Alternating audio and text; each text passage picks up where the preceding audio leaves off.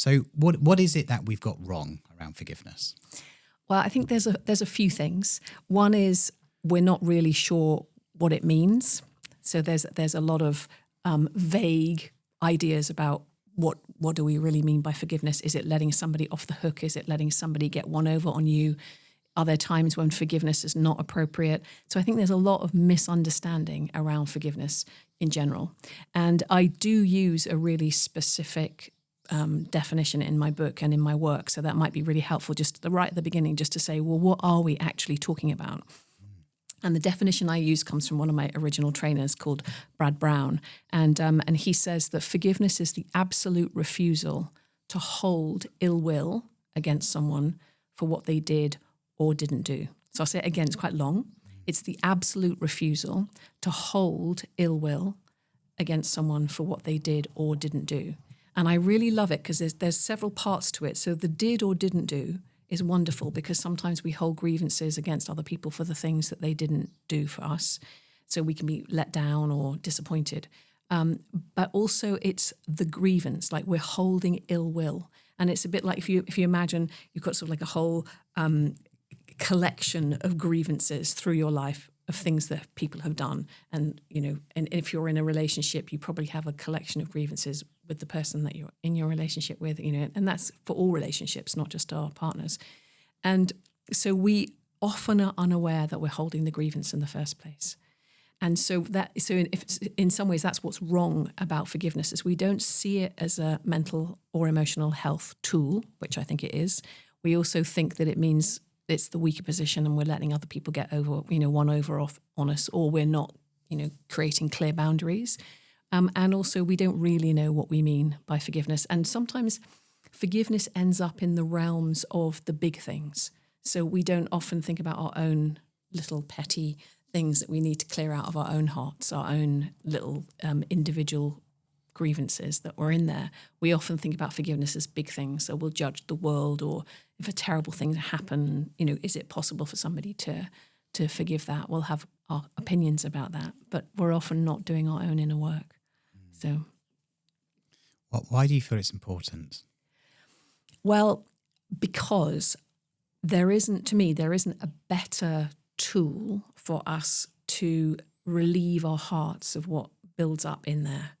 Like we take our bins out, we'll, clear our cache on our computers, we'll do our own other clearance of things that need to be cleared, but often not the things that happen in our hearts. And often we're not even aware that we're holding a grievance. We just know that we have a reaction to that person. We have a sort of, there's a tension in our bodies, or we will avoid them, or we cut them out of our lives, or without really understanding that we're making meaning. We may have misinterpreted a situation, or we may have interpreted correctly, but we'll have meanings around that.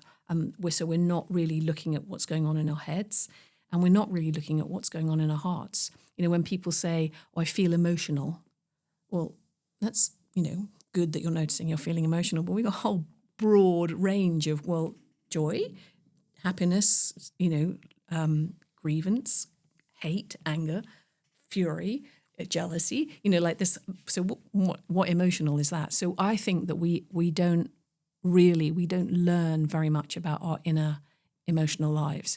And that's what would really benefit us to learn about that.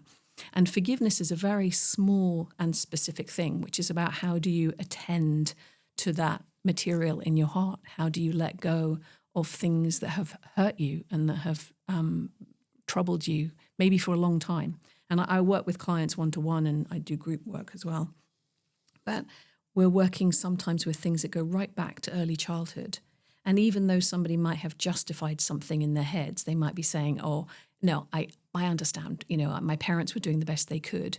There's still this tiny little 4-year-old in there going, "But I didn't get my needs met." It's like that. So that's what we're attending to. We're attending to the part of you that didn't get what they needed, or they were damaged in some way, or there was a trauma. It's interesting what you said. Like, I love this quote. I love this kind of what you talked about, because did ill will. Mm-hmm. Ill will against someone for what they did or didn't do. Did or didn't do. Mm-hmm. And you can relate that back to a parent. They didn't do this for me, Or I can relate it back to a parent. They did that to me. Related to a partner, they weren't there for me. So it's so relatable. Yeah. And I think that's what it really helps to understand. Why do we struggle with our emotions? And why is it that nowhere in the curriculum or there's nowhere for us to really start to understand emotions and kind of get to grips with what's going on there? And, so why isn't that anywhere? Why isn't that a thing? That's a really good question. I mean, we don't have any mental, emotional well-being teaching in our education. I mean, I know there's some, awareness of this. It's probably a bit more than when I was growing up, but we're not, even the language that we use, we confuse what's going on in our heads and what's going on in our hearts. And we'll talk about, I feel betrayed. And the truth is, betrayal is when somebody does something to you that you weren't expecting, or is, that undermines you. The feelings, the actual emotions in your body, are things like anger, confusion, fear. So we're not even very good at separating out what's actually a feeling and what's the thought or what's the conclusion that we've jumped to. And it's kind of messy as well. And also, if you think about culturally, we're not really encouraged to do that kind of deep work. I mean, maybe more so now. Therapy, having like psychotherapy or doing your inner work is more acceptable. And we talk all the time about mental health, but it's mental and emotional well-being that we really need to be talking about. We need to be talking about getting skillful at our feelings, actually feeling what is going on in our bodies and being able to articulate, well, what is that? I feel this clenching in my stomach. Is that fear? Is it hunger? Is it, ate something dodgy yesterday? It's like, so we want to get good at noticing what our feelings are and being able to articulate what they are. And that takes training. I mean, I remember reading a book by a woman about spiritual well-being, and she was saying she had to learn the competencies of the emotional realm, because when people said they felt something, she was, I don't really know what you mean. What do you mean feel something?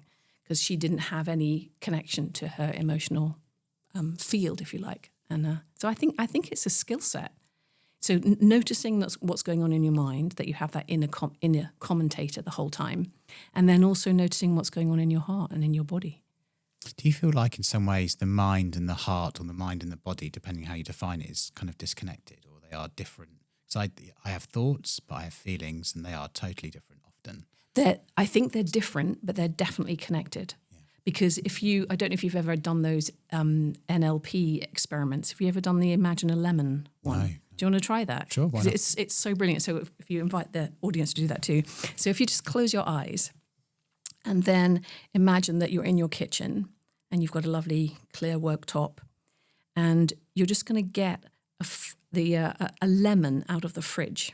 And so you're going to pick the lemon out of the fridge and imagine holding it in your hand, and it's probably quite cold, and you can feel the rough experience of the skin, maybe the shape of it, maybe it's got a pointy end, maybe not so much now.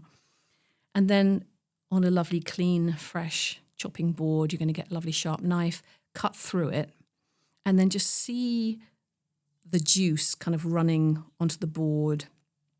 And then you're going to pick up the lemon, and then you're going to bite into it and just feel what happens when you do that, and like tasting the really sharpness, the bitterness of the, like the feel of the skin and the pith. And just notice what's happening in your body, because even I can tell, even as I'm talking about it, my salivary glands are going. And so then you can just bring yourself back. But that just demonstrates how the power of the imagination can impact. So that's your thinking, can impact your physiology. So what happened for you? As soon as you said bite into the lemon, I had a little bit of a, ooh, you were just had a reaction in my back and in my torso. And I was like, oh, okay, because I'm preempting what I think it's going to feel like. Yeah, yeah. And did your salivary glands go? Yeah, for sure. Yeah. It's amazing. And so that kind of tells you that what you think impacts your physiology, and it also impacts your feelings. Because if you think that someone has betrayed you, if you think that someone's like out to get you, you'll behave in a completely different way and you'll feel different things. And there's some lovely stories just the difference between how we respond to the same incident is totally to do with the meaning that we give it. So this lovely story is these two twin girls, they're at school and it's the end of term and they had the chance to kind of go to the teacher and just talk about, how it's going to be going home for the holidays. And one twin says, it's going to be a disaster because my parents are getting divorced and it's going to be two different households and it's going to be really difficult to manage emotionally and I'm dreading going home. And then her sister comes in and says, fantastic, finally my parents have seen the light. They're getting divorced. Amazing. 2 Christmases. What could be better? So it's the same incident, but they just have really different feelings and different approaches to what's going to happen because of what the meaning that they're giving it. And we're doing that all the time and we're not conscious that we're doing that all the time. Interesting. So if someone listening to this now is thinking, right, they know that they're holding on to things, they know that they feel begrudged of something that's happened in the past, maybe they're thinking of a partner or a parent or there's something that's happened in their past. And then immediately thinking, I don't want to forgive them. Why should I forgive them? Like, no, they don't deserve forgiveness. Yeah. What's your view on that? It's true. Often people don't deserve it, as in, we don't want to encourage that kind of behavior again or something really terrible has happened. I mean, there are things that are wrong. I mean, we don't really talk about what's right or wrong anymore because everything's like very sort of nuanced. But there are things that it's never going to be acceptable to abuse people or, murder. It's like those are just wrong. And so we tend to keep the feeling of like, so I don't want to forgive somebody because that was the wrong thing that was done. And we have these imaginary scales inside of our heads, like this, if something bad happens, somehow we want to balance it up. And we can't possibly just have the bad thing that happened without wanting to do some kind of compensatory behavior. And it's really interesting. In fact, I saw somebody recently on a podcast they've written a book about the addiction to grievance, how addictive it can be, that we like rolling those kind of like, well, what I could do to get back at that person is blah, blah, blah. So there's it's so complex, this whole thing about like wanting to have like, and you could call it equality or justice or revenge. And justice could be like a polite way of talking about revenge.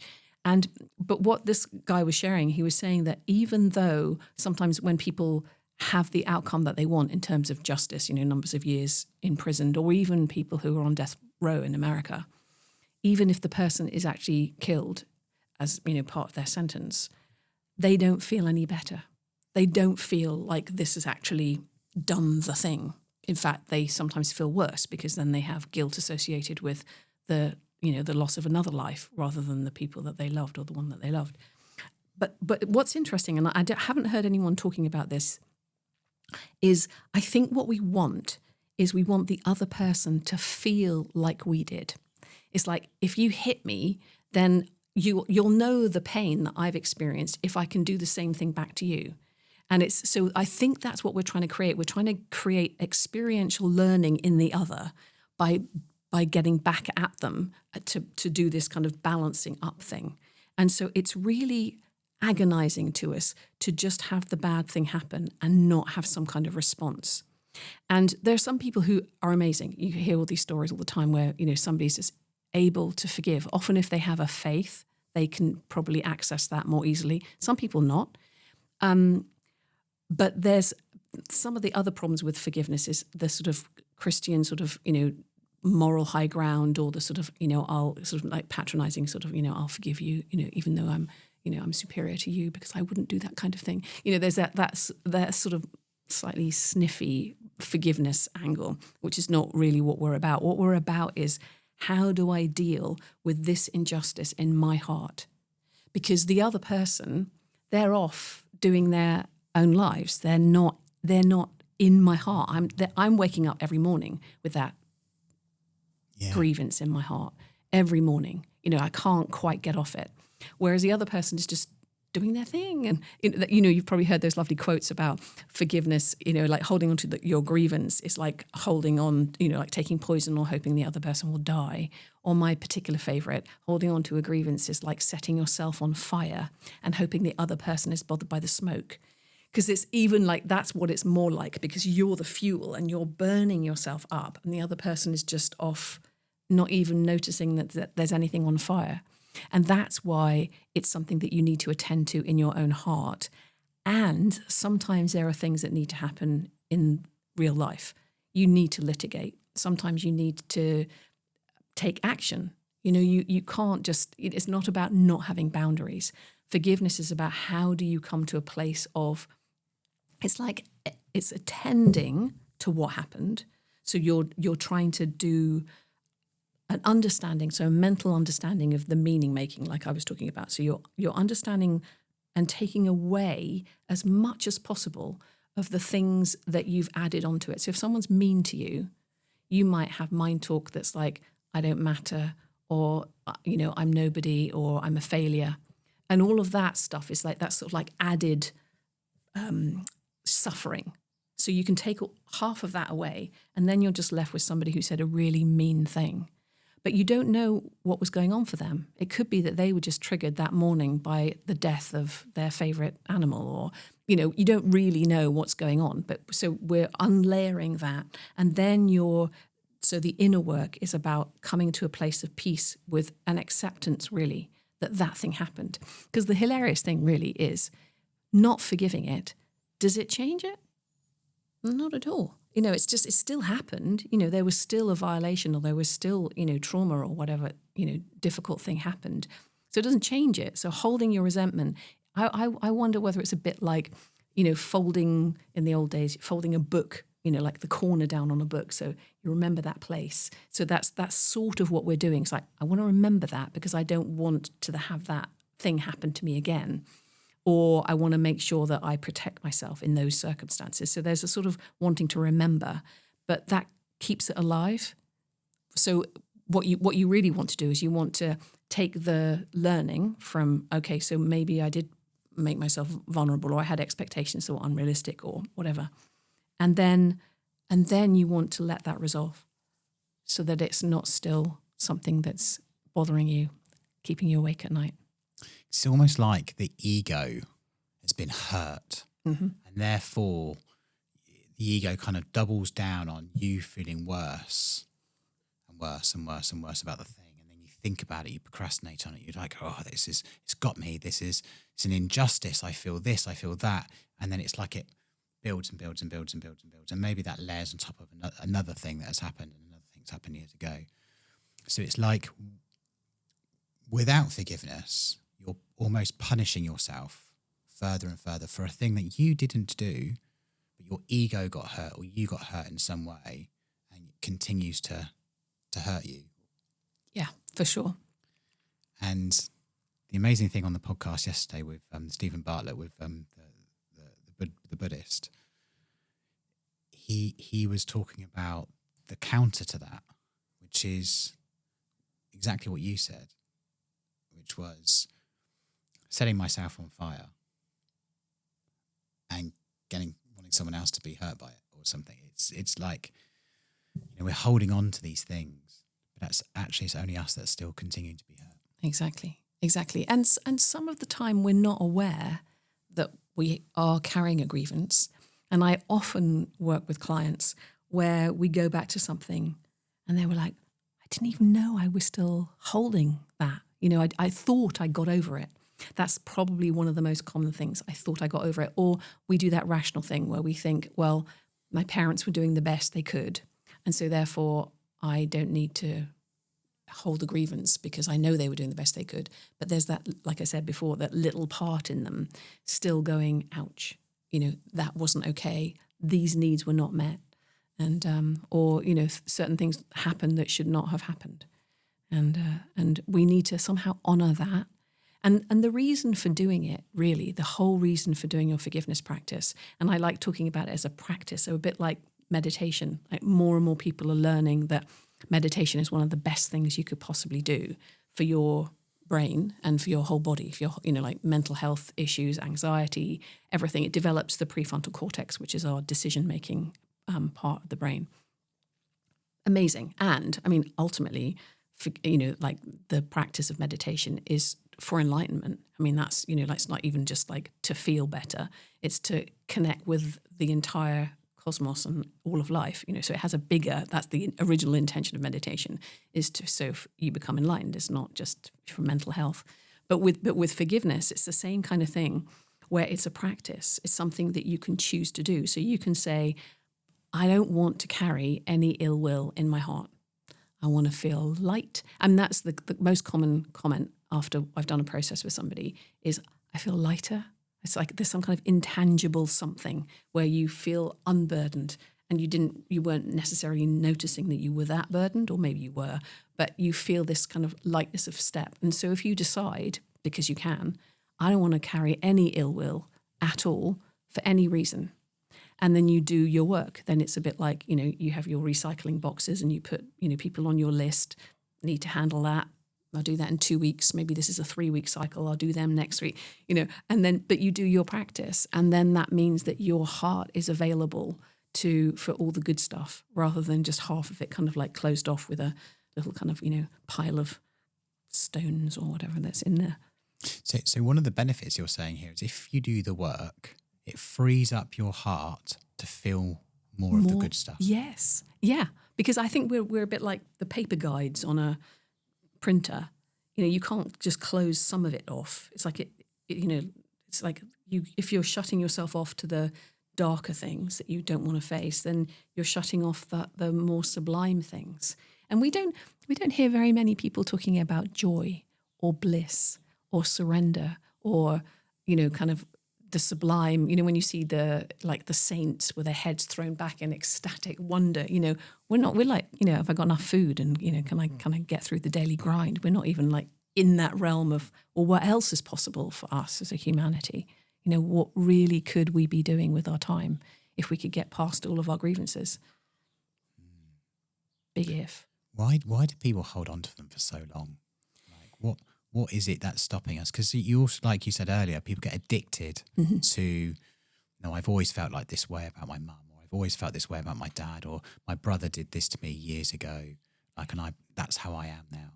I heard a story a while ago of these two brothers that had a huge argument when they were teenagers. They had a huge, 18, 19. And they had a huge argument about something. And they never spoke again until one of them was in their 60s, so obviously quite close. And then they were able to, one of them had stage 4 cancer. So the other brother went over and they saw each other for the first time in 50 years, and they both cried and they talked. Neither of them could remember what they fell out about. Mm-hmm. Why hold on to it? Mm-hmm. And they lost, because the crying was about being reconnected, but we've lost the opportunity now. Yeah. And now we know it's coming to the end. Yeah. A couple of weeks together or so. Wow. Lovely story. It's a bit like, what's that? The Living Years. Do you know that song? No, carry on. There's a song called The Living Years, which is about, I think it's Mike, who was in Genesis. I can't remember his surname. Mike Rutherford. And it's about his father. And it's, I wish I could have told him in the living years. It's a really beautiful song, make you cry. Yeah. So the reason we hold on to our grievances is because we're trying to make things equal, or we haven't done that part, or we've been hurt enough that we think that's the best response is to not have any contact with that person, or to just this thing is wrong and it shouldn't have happened. But partly because we don't have a way of working through the material. I mean, that is definitely... in my book, I outline 5 different obstacles to forgiveness. Okay. So, and that's the last one is how do we do it? We don't even know how. But the reasons why we hold on is because we're getting something out of holding on to the grievance. And again, it's all happening under the table. We're not talking about this. We're not putting, oh yes, I hold grievances for years and years on our dating profiles. It's all under the table. We've got the whole thing where we're not really even letting ourselves in on the fact that when I hold a grievance, there are things that can happen, like it can protect my heart. So I think that's probably the biggest reason why we hold a grievance, is we feel like the resentment is like a shield over our hearts. But of course, the trouble with a shield over your heart is that other stuff can't get in. The hardening of the heart, not good, like hardened arteries, you don't really want that. So the biggest reason I think we hold our grievances is because we don't know how else to handle the hurt. And if we put a big resentment barrier up, then we don't feel the vulnerability in the same way. We don't feel the pain or the hurt. And so the fact that there are things that we get out of holding our grievances, that's really the biggest thing. And when I say to my clients, what are the benefits of holding onto the grievance? They say, none. I'm like, okay, so why might you be, or why might someone else be holding a grievance, so that you kind of open it up a bit more. And some of it is about when you hold a grievance, there are the payoffs for it. So there are benefits. So sometimes I get the moral high ground. So at the moment, when I look at the world stage, most of my resentments are about the global picture and the things that are being played out that I do not agree with and have not sanctioned. And no one's asked me anyway. But I hold the moral high ground. So that's sort of like the way of getting your balance back up. If you have the moral high ground, then somehow you've kind of made the scales a bit more even. Sometimes we can play out a victim or a martyr role. So if someone's done something to us, like you said, you kind of have it like your identity. Oh, well, you see, my brother did that thing. See, I can't be a success because, of what my brother did. So we use that as an excuse or as a justification. Well, of course I steal the stationery from my office. My boss is an idiot, so, like we justify our behavior. I have to have a glass of wine every night because, that happened. And, so we justify, whatever it is that suits us. So it's a little bit murky apart from the protection one. The protection one is more of a kind of survival mechanism, a very intelligent coping mechanism. And when you're younger, sometimes we don't have the emotional capacity. And like we said, there's no training. So you don't know what else to do apart from shut down. And that can save your life. So sometimes you need to do that. But a lot of the time, there are all these other reasons why we hold on to our grievances. And it's addictive. I mean, don't forget the kind of the chemical, the drugs that are going through our own systems when we are going, that bastard. Let's in our minds, we get off on that. Yeah. And so I'm thinking through. You mentioned about the 5 obstacles. Maybe we can go into those. Then we can start thinking about once we've understood the blockers, the obstacles. Maybe then what we can start doing is going into like what's the best. How do you start on this journey? Yeah. What's the frameworks, or how do I approach it? So maybe you can share some of the obstacles. Yeah, sure. So the first one is not having a definition. So not really knowing. So we've covered that. That's the absolute refusal to hold ill will against someone or something for what they did or didn't do. Because it can be groups of people, can be helicopters. I did do a very, very effective forgiveness process on some helicopters, which were plaguing me at night quite often. And again, I also emailed the Ministry of Defence, who were doing the practice right near where I live, to no avail, of course. But doing the forgiveness process meant that I was much less triggered by the thing that happened. So that's, worth my time, I think. So the definition is the first one. The second one is vulnerability, like I was talking about. So it's like not wanting to make ourselves vulnerable. And I think one of the other things, Simon, is that culturally we have a bias towards not forgiving. Forgiving is a bit hippie, a bit sandally, a bit kind of Christian. It's a bit, there's a sort of, it has a religious connotation. And I've noticed, as somebody who's interested in forgiveness or even passionate about forgiveness and its potential, there are more and more books and more articles about why it's not a good thing to do, why it's sometimes it's okay to hold your resentments. And of course, you can hold on to your resentments by all means, right to your deathbed, even beyond, like if those brothers hadn't reconciled, they could have gone to their deathbeds going that, and that might have suited them. But the downsides, it's like one of the other reasons why we don't forgive is we're not conscious that there are any downsides to holding the grievances. And so that's the other thing to explore. So even when you look at the payoffs, you're looking at the reasons why you might get something out of holding the grievance. When you look at them again, really, they're costs. They're things that are detrimental to you. So like having your heart protected, like I said, means your ability to have intimacy is affected. Or having the moral high ground, the cost of that is that you lose your humanity. You're not going, when have I done that? When have I done that exact same thing? So you lose your compassion. And then the downside of justifying your behavior is you're not empowering yourself. You're not in your full agency. You're not empowered to make your choices. You're doing it because of somebody else, which is very disempowering. So being aware of both the payoffs and the costs is like really looking at the downsides are the mental torment, not sleeping at night, the cortisol in your body. I mean, there's a physiological response, just like we were doing with the lemon. There's a physiological response to more cortisol in your bloodstream, higher blood pressure, potential more heart attacks, inflammation, all those things that that you have physical things that, that are in literally in your body because of what you think. And and the word resentment comes from the Latin sentir, feel, to feel. So re-feel. I'm feeling it again. All those negative feelings through my body again.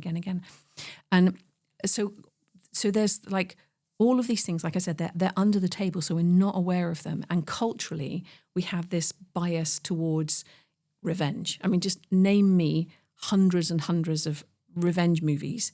Name me 3 on forgiveness. Not sexy, not interesting. It's like, we want that. And even, if you think about the dramas and the stories that we love to tell, like Romeo and Juliet, if you put forgiveness in there, so the Montagues and the Capulets, they have a family meeting, maybe they do a bit of inner work, and then there's a wedding. I mean, no one will go to see that play. Boring. So we're kind of up against culturally this bias towards revenge is kind of cooler, like it wears sunglasses and it's kind of, got a bit of attitude, whereas forgiveness is a bit, sort of holy and, which, I mean, ultimately it isn't. I mean, ultimately forgiveness is a way harder practice than revenge, I would say. If you're into personal spiritual development or personal development, to develop your capacities, because you're learning how to feel your feelings, you're learning how to take the position of the other, so that in and of itself is a massive skill. You're learning how to take perspective.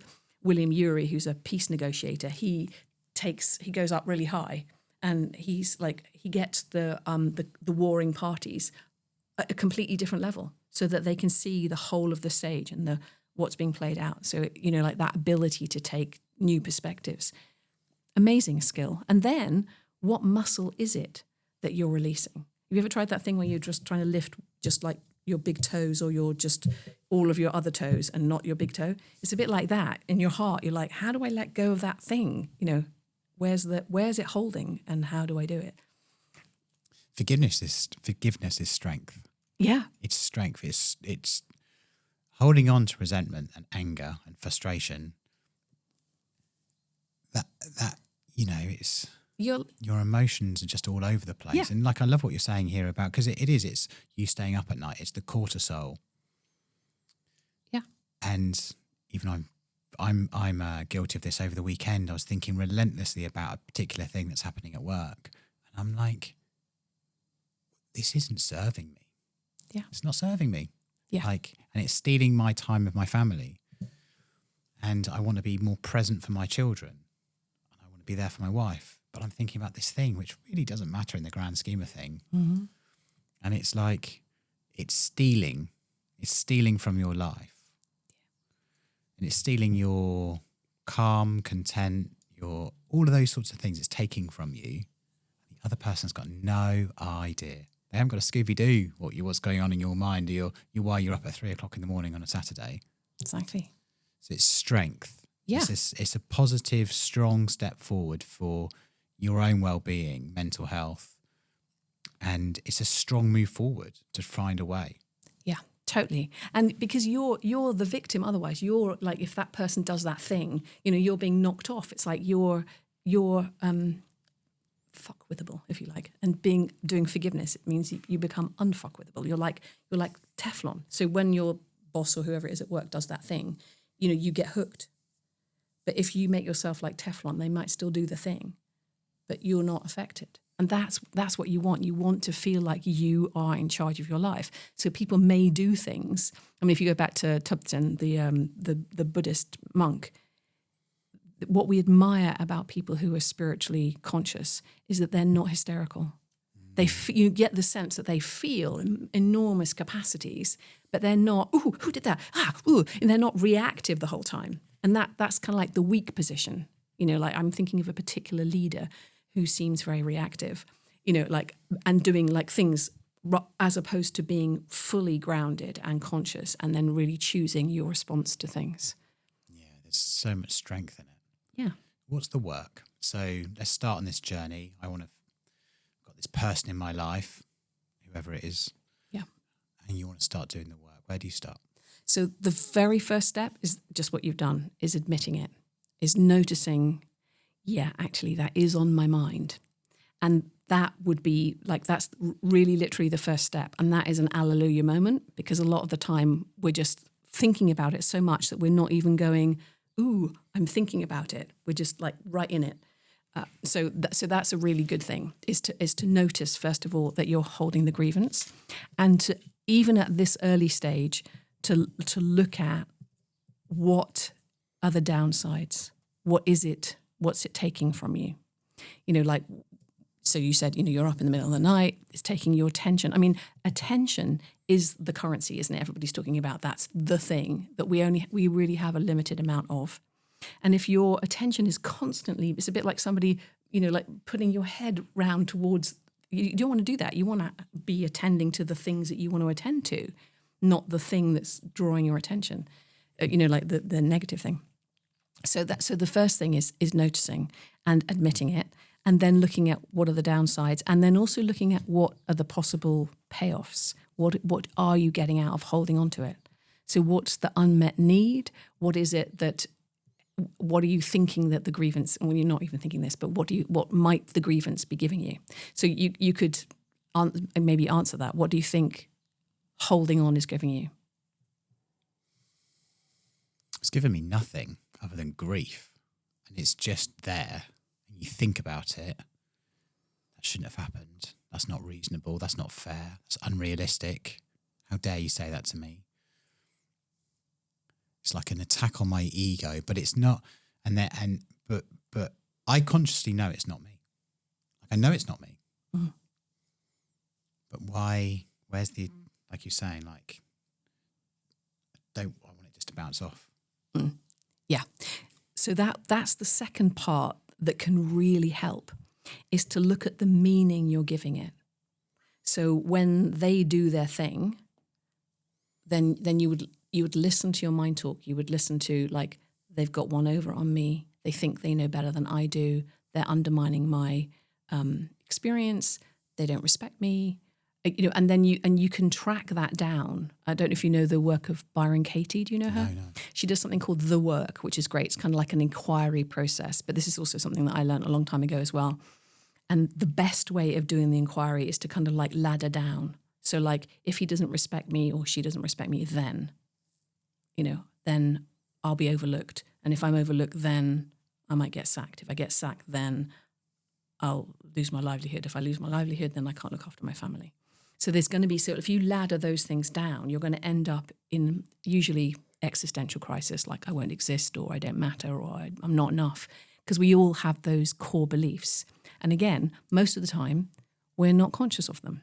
But that's what's playing out, like at the surface, like we just like doing our lives. But underneath, we've got these existential angst about, I don't matter, I'm not enough, I'm unlovable, I'm a failure, those fundamental beliefs. So knowing what beliefs this scenario, this kind of current scenario is connected to, that can be immensely liberating, just to work out, oh, okay, it's that.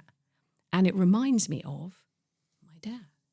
Or, because often it's called transderivation, where you go through a current situation and it's just nudging you. There's this thing that happened when I was 7 that I haven't ever really attended to. And that's what needs to be attended to. So it can be an amazing, if you have that attitude, that the things that are happening in life are, pointing us back to something that might still be unhealed, then you're not going, oh, that's a terrible thing. You're like, ooh, good. I can do some work on this.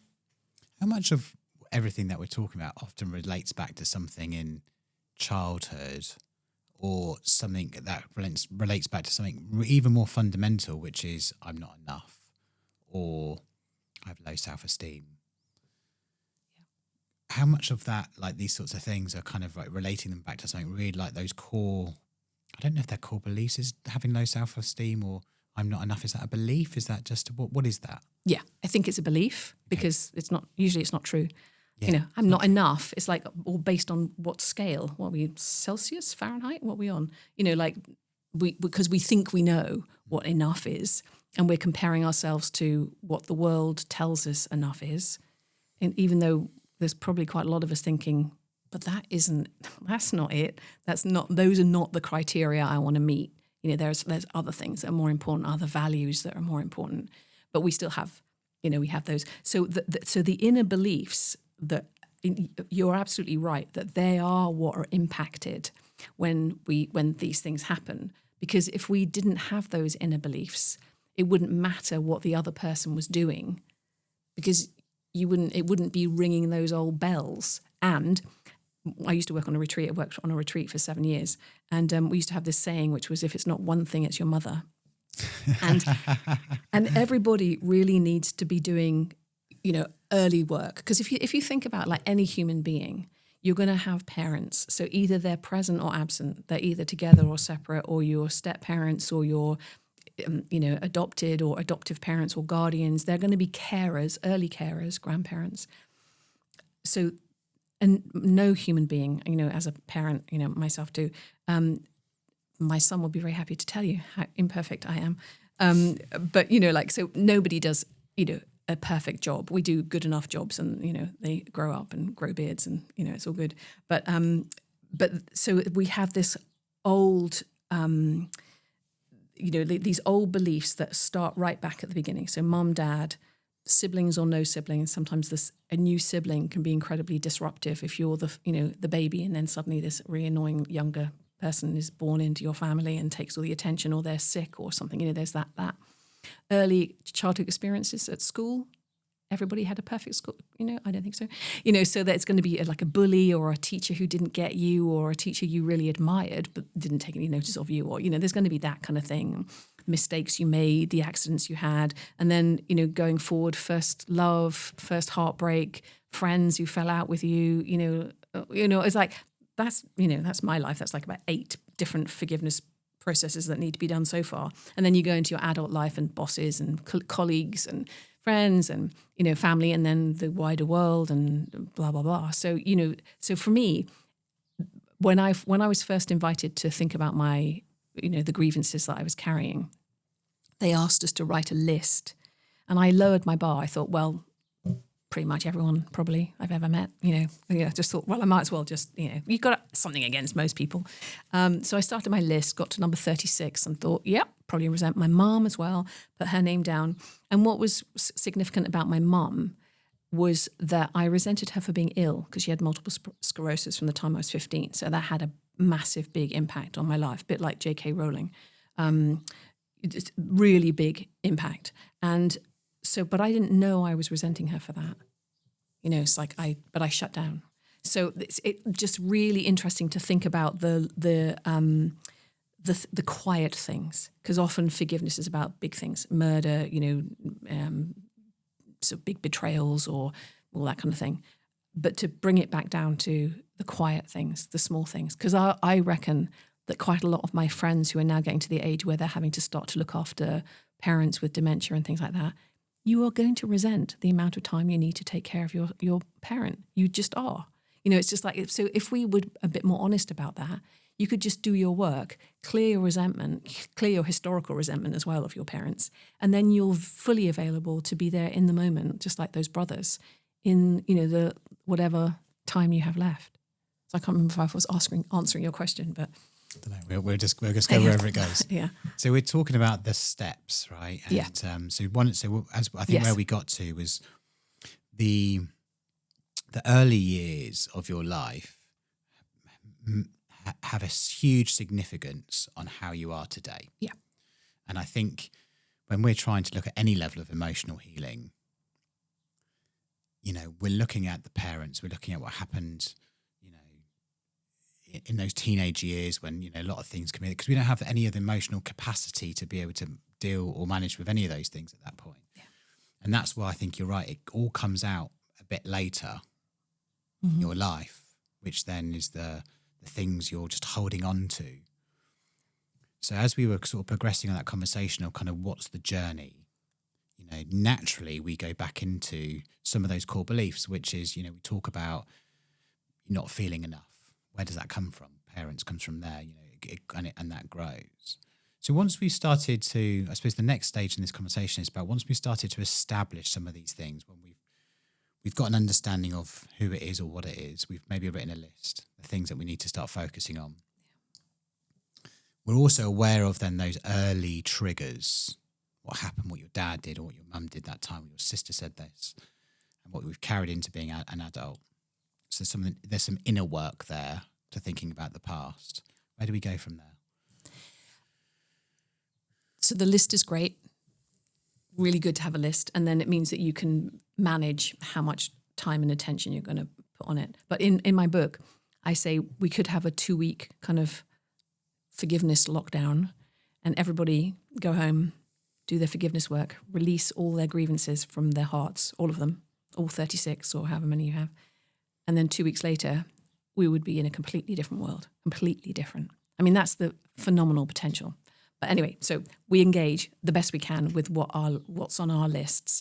And good to notice that those early beliefs are in there as well. Because when I work one-to-one with people, that's the kind of repair that we do.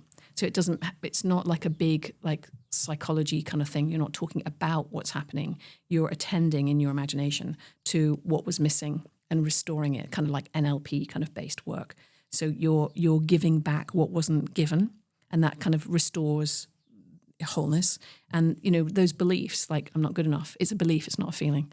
The feeling when you believe you're not good enough is usually things like shame or sadness or hurt, maybe anger.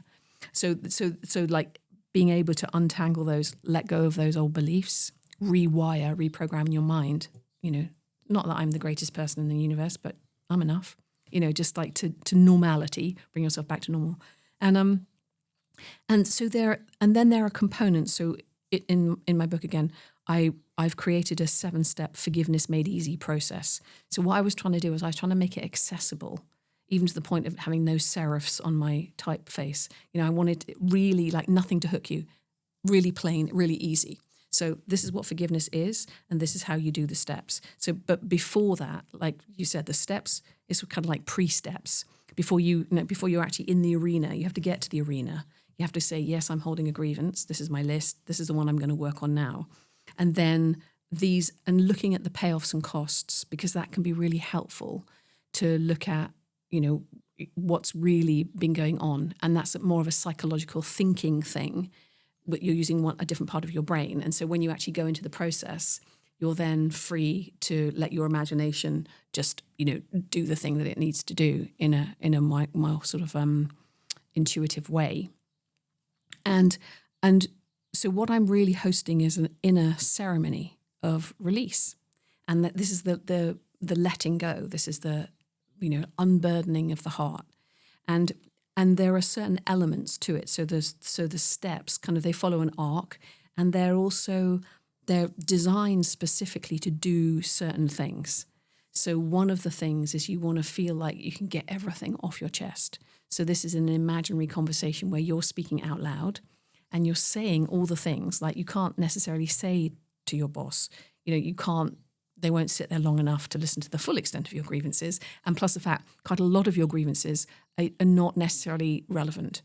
You know, and that's, again, the reason why doing this work internally or with support is so important, because then you're kind of, it's a bit like panning for gold. You're working out oh, that's the thing I need to talk to them about, not all this, whole kind of pan full of dirt. That's often your stuff. I mean, when I did the work on my mum, I resented her for wearing pop socks. I mean, that's just like her fashion sense. It has nothing to do with but you include all of it. So it's kind of like you're given full reign. And there's something about speaking out loud and hearing yourself saying things that just feels like, and I watch when I'm working with my clients, I watch and then they go, is there anything else? Check your back pockets. Ooh, and another thing.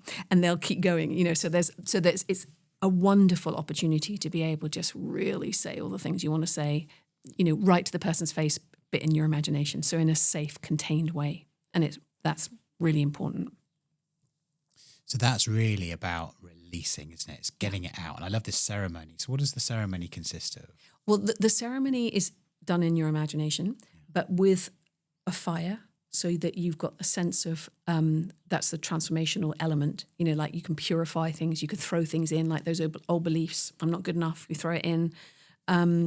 You also, sometimes I invite people to have a mentor, so a wise guide who's there kind of like on the inner world so that they can check in. And they often don't say anything, but they're just there as a sort of, so it feels like we're doing something.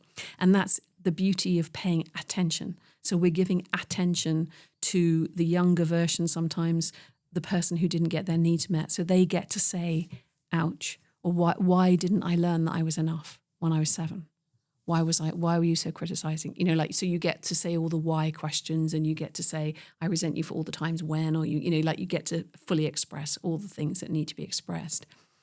And so it's ceremonial, and there are words that I guide people through as well, especially when we get to the actual forgiveness part, which is a bit like an undoing vow. Because if you think about marriage, you're just standing there saying things with a bunch of people around you. So it's the same principle. So you're saying specific words, and it's actually is a repeat after me, just like marriage vows. So it's really nice to kind of like have that sense of being guided through it. Very specific things that I say that help people to feel like they've released what they need to release. And there are a couple of reasons sometimes why people get stuck, because occasionally they do. And I wouldn't be a really good forgiveness coach if I hadn't failed at helping people to forgive. So there's not very many, but maybe 2 or 3 in about 30 years of people who absolutely would not release their resentment. And sometimes that's because they've been sent to me and didn't come of their own volition. So that downside. Another time we ran out of time. And there was one other where I just really didn't feel like we got to the meat of it. And some of that is when somebody says, oh, I've done this, I've done therapy. And they're not confessing the full extent of the resentment. So if they're not doing that, then there's still, it's a bit like they've kept like 3 bins under the sink full of rotting food. I've done therapy. They're all in, recycling bins, but they haven't. It's like holding on to the addiction. Yeah. I'm storing away the vodka bottles because no one else is going to see them over there. Exactly. You're still holding on to the fact that you still want to resent. You don't truly want to move on. Yeah. Yeah. And that means that either you haven't identified the downsides, because there are downsides, but if they don't seem like downsides, or you're not recognizing them as downsides, so that's partly why we do the kind of payoffs and cost as a preparation for that. And sometimes, especially when I work in groups, because I host online groups, looking at how long you've held the resentment. Because if you've got like a list of maybe 10 or 12 or 36 different resentments, and then you add up all the years you've been holding the resentments, that can be somehow encouraging even a group of like 20 or 30 people, thousands of years of resentment in that room. I mean, it's just amazing. So you seeing, oh, maybe this is something we should be attending to. Maybe this is quite worth our time. So there's a few things that make it ceremonial and also make it effective. So that's what we're trying to do. I'm trying to sort of like dance around all the places where the resistance might be. So a bit like a sort of a ninja. I'm kind of like, okay, so we're doing that. Okay, I'm going here, and just trying to like match what the resistance is. And there isn't a correlation between the thing that happened and your ability to forgive it. because again, one time when I was on a retreat, there was two women who were sharing a house, and one of them had a family member insulted at a wedding, and they were like, no way am I ever going to forgive that person. And the other person had experienced quite significant childhood abuse, and they were really able to do their forgiveness work. So it's just like, so it's not correlated to the like strength or the, traumatic, nature of the thing that happened. It's totally to do with your ability to feel it. And maybe there are some people who are more forgiving in general, more compassionate, maybe. But that's why I created something that everybody could do. It's these steps. If you follow the steps, if you want to let it go, you can. I love that what you've just said there. If you want to let it go, you can. Yeah. Want to let it go, you can. Yeah. Because the benefit is you. You get to be you. You get to be an authentic version of you. Mm-hmm. That's the prize. And maybe you just don't want to think about this thing anymore. You don't want it to be there. You don't want to be ruminating over the weekend on this thing that's happened that isn't really that significant, or this person that's hurt you from many, many years ago. Yeah. Who wants that, really? But I suppose we're so strong and they did this. But you get this wonderful benefit of just getting to be you and almost be at peace, move forward. Totally. In your experience, once someone has fully gone through the process and they've released, does it come back? In a month's time, they're out drinking with their friends and suddenly this anger comes back into them and kind of grabs them or something. Does it come back? It depends. It depends what we've worked on. Because if it's childhood abuse or something, there can be other layers, especially if the parents weren't protecting the child, then there's other layers of why wasn't I protected? So and there may be, most of the time I would say when it's done, it's done. And sometimes there can be another layer that happens. But also, if you're in a current relationship with somebody, so if it's like your boss, then it may be that you get triggered again by them doing a very similar thing. And that's why then there's also the part, so as part of the ceremony that we're doing, is like your pledge, like from now on, how I'm going to behave, how I'm going to treat you is. So it might be, I'm going to ask for a meeting and I'm going to sit down with you and I'm going to ask you about this one thing that I've panned for gold, this piece of gold that I need to actually have a conversation with you about. There's an unmet need. Can we have a conversation about that? So there may be things that you need to do, or you may need to leave a relationship. So it might be that's a consequence of doing your forgiveness work, that there are choices to be made that need to be done in real life. And then, so depending on what the story is, if you stay in a relationship, you can get re-triggered, but it's not as much. And I tell this story in the book where there was a woman who lived locally to me, and we weren't friends, but we had mutual friends. And everybody was saying, oh, you'd get on so well together, you'd be good, and I don't really get her. And we went to a dance class and we were there and I was saying, oh, do you want to share a lift? Because it was a regular weekly class. No, thanks. All right. I'm like, and then a few weeks later, I was in the same shop as her and I was in a bit of a rush. And I said, well, can I, just quickly go ahead of you? And she was like, all right then. And I'm like, and I'd done my forgiveness work on her. And then I got re-triggered again by her being really with me.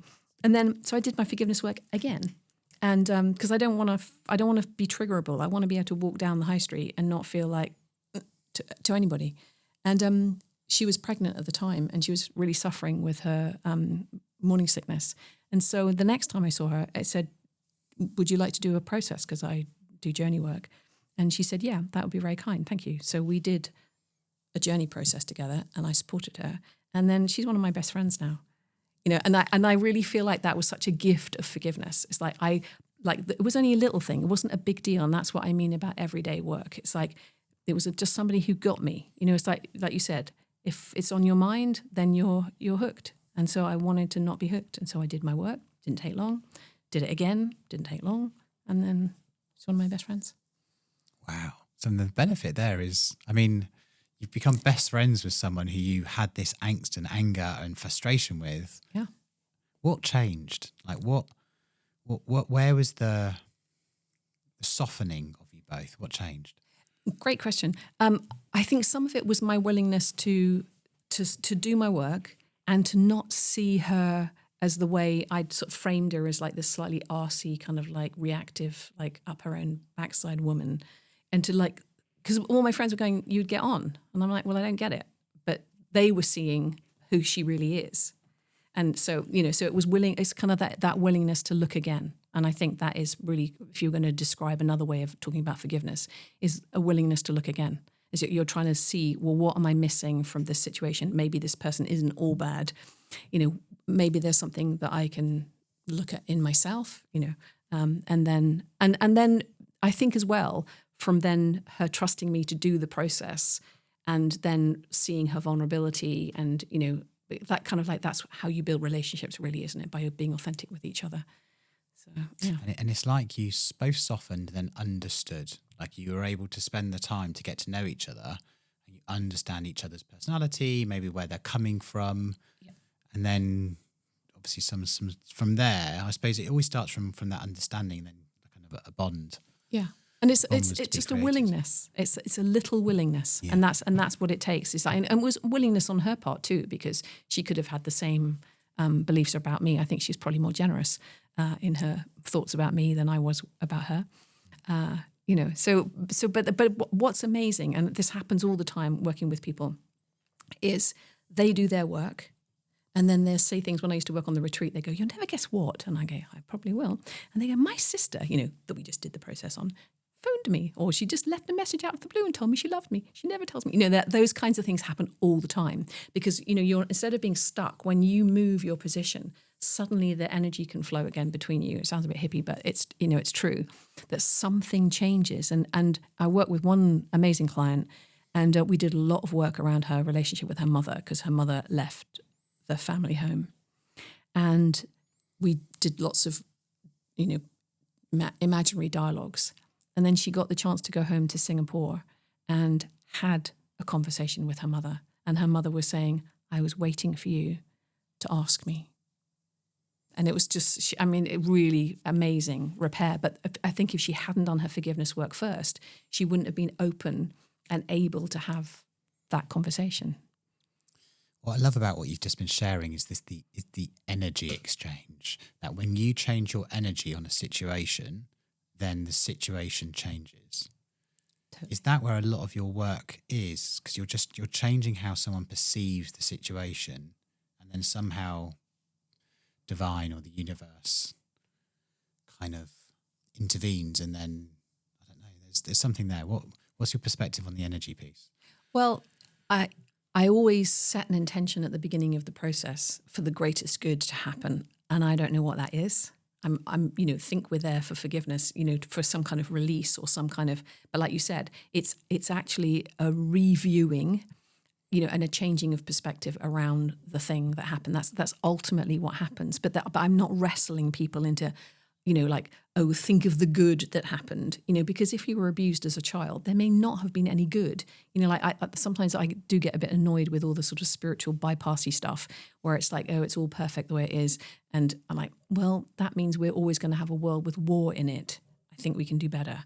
It's not, you might learn lessons, but if you're a child who's abused, what's the lesson? Like, don't be born into that family. So there may be, there are strengths that happen out of the experiences that we have, but there's so much you can do to repair and to, because do you know the work of Thomas Hübl? I don't. He's a German spiritual teacher, really fantastic. And he talks about things that get stuck. So when you have trauma, it's like the energy, the wave, it gets stuck and it stays there and it will wait until you're ready to let it resolve. And so that's the sort of the energy type thing is you're holding a grievance. It's a bit like you've gone. It stays. And then when you're ready, and it seems miraculous in some ways that seems to be the mechanism, that there is like all you need to do, and it sounds a bit simplistic, but all you need to do is attend to it. So you're seeing the wave where it gets stuck. You're attending to where it got stuck, and then you're letting it resolve. And it's grace. Yeah. Does some of that resolve over time. So if you don't, because time is a big important piece here, because time, they say time is a great healer, but I certainly can recognise what you're talking about there, which is a thing has happened and it's there. It's always going to be there. Suppress it or remove it or not think about it, but it's there. There's a block and it's just there. And I suppose over time, maybe it'll dissipate, but if you don't attend it, you know, like the brothers, they didn't even remember what the block was. They had an argument. So do we need to proactively be more focused around kind of releasing that blockage? Yeah, I think so. I mean, in my book, I say time is a great healer. Some things wait to be forgiven. So I think it's both. I think time can give you distance and perspective, like with the brothers. They had so much perspective that they couldn't even remember what it was. So, but then they've also wasted 50 years of their potential relationship, so don't do that. But it's also a bit like, you can kind of get used to things. Like if there's a stone in your shoe, you can kind of like get it. You can keep walking on it, but why would you? Why don't you just empty the stone out? So, we can compensate for the things that have happened. And I think that's what happens with us structurally.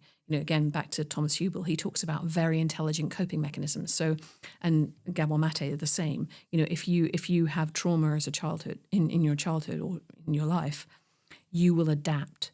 So about attachment theory, your adaptation is how you survive your family circumstances, but it's not necessarily what you want to keep doing as an adult. You want to, at some point, attend to it and help it to normalize. If someone isn't convinced yet that they should go and do this work, like I think we've been talking about all the benefits over the last hour. Mm-hmm. Like if they're not convinced yet that they need to do this work, how do we get people to do the work? What do you think is important? Well, I think one thing is to just really give people permission to not do the work.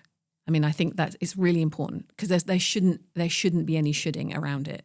I can tell you all the reasons why it's an amazing thing. And if there was a magic pill that could lower your cortisol and, help you feel lighter and improve your sleep and improve your relationships and, everybody will be buying it and, buy one, get one free. But the fact that this is inner work that needs to be done, it takes time and you might feel some feelings. So that's the downside. But actually learning to feel uncomfortable. I mean, that is a discipline. Like learning to have bigger capacity to tolerate discomfort is probably one of the biggest spiritual personal development things that you can do, because then you're not always wanting to change your circumstances. You're just trying to increase your capacity so that you can tolerate what's going on, and then not just become a victim of it, but then to make clear choices about what needs to be done next. So I think, if people really don't want to do it, you don't have to, but suspect yourself, suspect maybe there's something going on and there's a big payoff for you for holding on to it. And it might be that you don't know how. I mean, that is, like I said right at the beginning, that's one of the biggest obstacles is we don't know how to do it. And that's where, my work comes in. It's like, there's a how, there's a step-by-step. I mean, there are lots of other step-by-step processes, but I think mine's the best. I've done a lot of research and these are the things that need to happen. And I'm still iterating, I'm still learning. And in fact, funny enough, I had a conversation the other day with somebody who's a forgiveness coach. He works in business and we were swapping notes. What do you do and what do you do? So it's great. Yeah. Because if the prize and the reward for doing it is you get to know yourself, right? And you get to release these these big feelings. And you get to live a better life. You get to live a happier life, a more contented life. You get to kind of walk free from it. Mm. But it's interesting because it's like if it was a pill, you take it, right? $100, I'll take it now, right? It's worth the value. But instead of that, it's like going to the gym. You're not going to get the payoff from going to the gym the first time. You're going to get the payoff from going to the gym in six months' time. Real payoff where people actually notice if you've got the diet and everything that goes with it. And this is similar to that. Because, you might say, okay, sit and think about it or write your list. You're not healed at that point. Well, when do I get healed? I'm not healed fast enough. And it's a process, isn't it? It's a process that someone's got to go through. But the payoff is in years or months to come.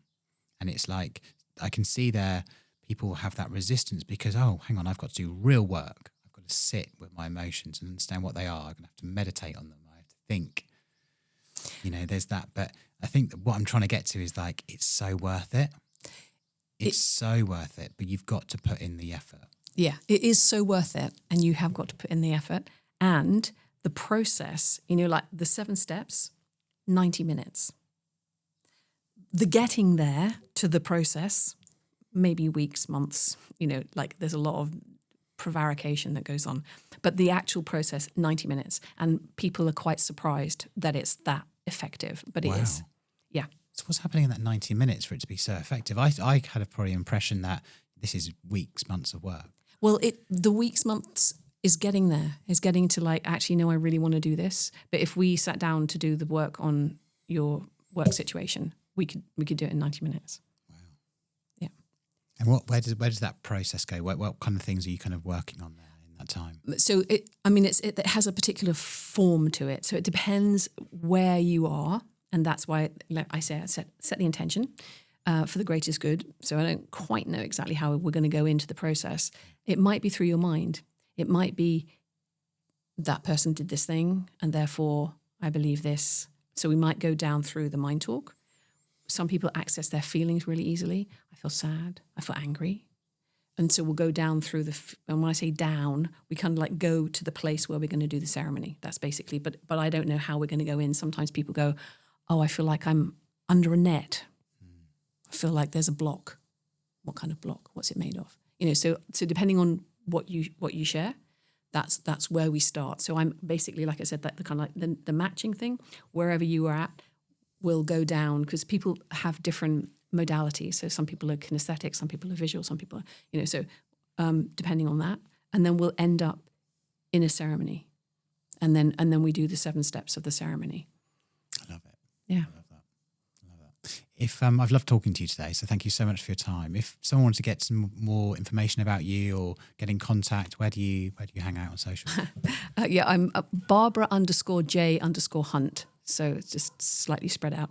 And my website is forgivenessmadeeasy.co.uk, and that's the title of my book. That's the best way. My email address, ask@forgivenessmadeeasy.co.uk. Wonderful. Well, thank you so much for your time today. It's been a real pleasure. It's been a delightful conversation. It really has. Thanks so much, Simon. Yeah, great.